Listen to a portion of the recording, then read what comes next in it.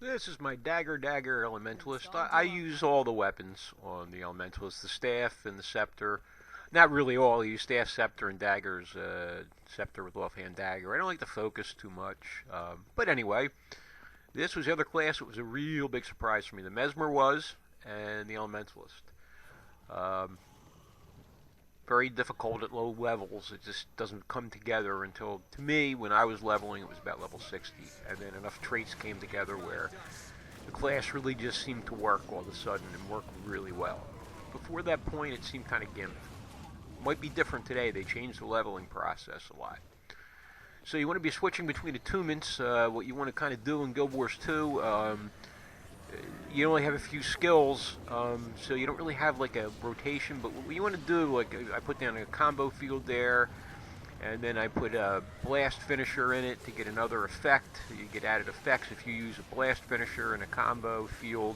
You get added effects to the attack. It's basically what you want to do. And then there's sometimes single target attacks. There are projectile attacks that are projectile finishers. So here I'm always switching between my attunements to get the most out of it.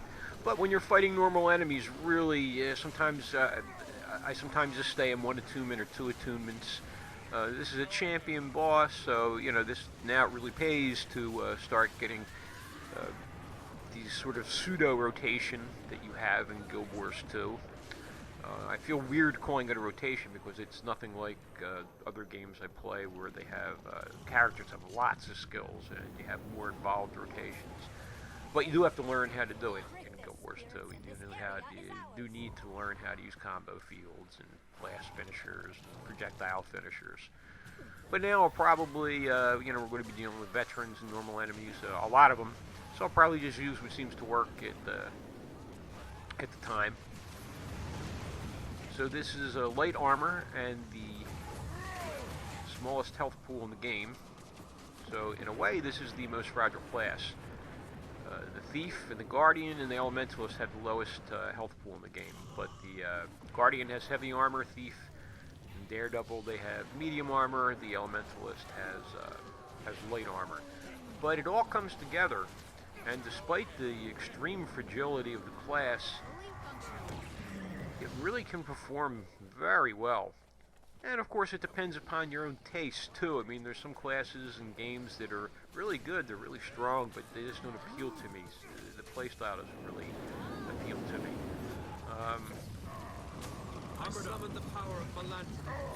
This dagger set was the biggest surprise, really, that this light armored, lowest health pool class can go in melee.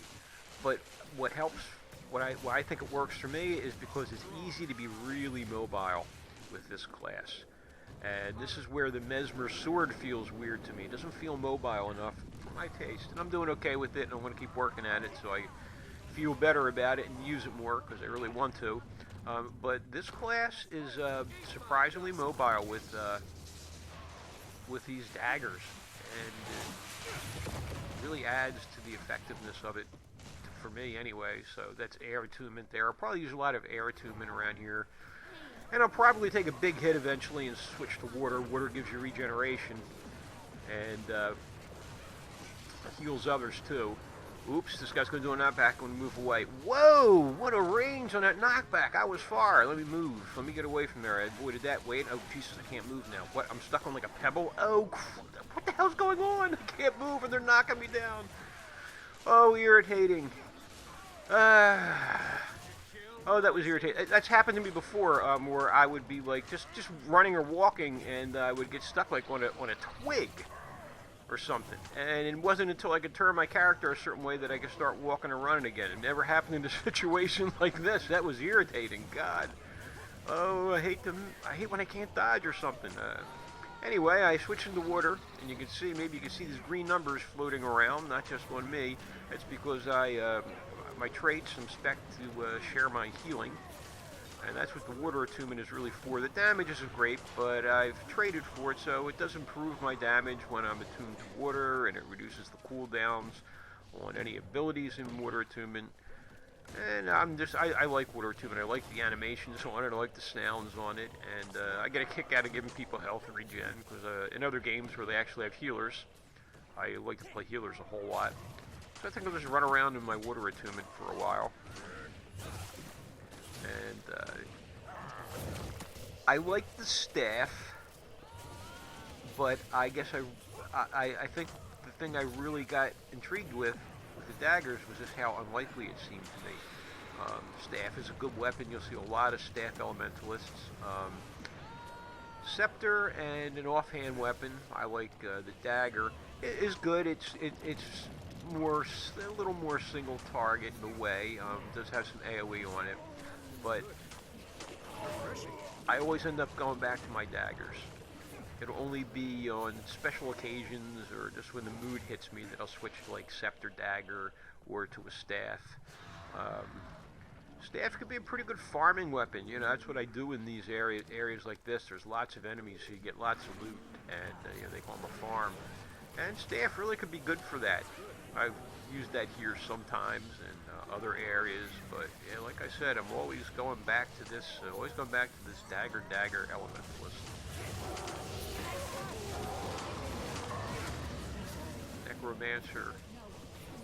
She's got minions around, and it's kind of cool. You see that my regeneration is healing her minions. Minions are kind of odd pets. You can see one just for there. You can see a bunch of them running around. This one out of the screen there. There goes a what do they call them? A flesh golem, I think. I forget. I hardly use minions on my necromancer. You don't have a lot of control of them, so there's two necros here apparently. Both minion masters. You don't have a lot of control over them, and that's something that was a little unsatisfying to me. Like if you play a ranger, you got a bit more control over the pet with the ranger, and you got to have the pet with the ranger. There's no choice there. The necromancer, you can be a minion mancer if you want, or you know you can do it without them, have other builds, and I do other builds. I tried the minion mancer. It seemed like a cool idea having all these undead fiends who accompany you and help you, but it just didn't feel right to me. I like the build where I really got more at a Death Shroud, which is the class mechanic, the profession mechanic for the necromancer. So that's about it for this. Really, this event is wrapped up, and people stick around here to farm more mobs. It's one of the best farms in the game. There's another one in Frostgorge Sound, one of the Norn areas.